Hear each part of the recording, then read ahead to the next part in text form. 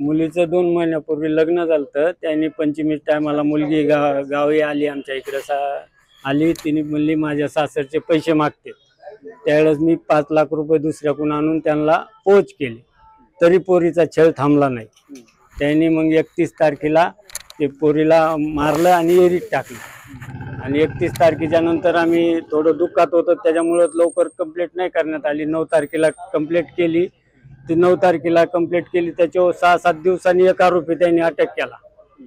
एक आरोपी अटक केला, बाकीचे आणि बाहेर आहेत. मग आम्ही पंकजाताईचे मंत्री महोदयाकडे भेटीसाठी आलो.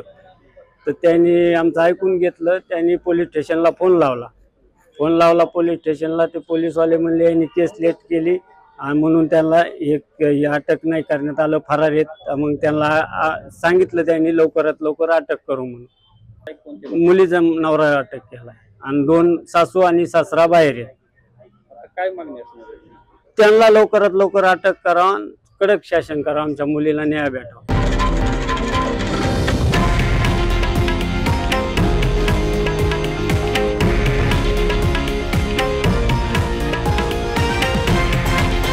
हे आहे देशातील नंबर 1 न्यूज नेटवर्क आणि आपण पाहत आहात TV9 मराठी, एकमेव.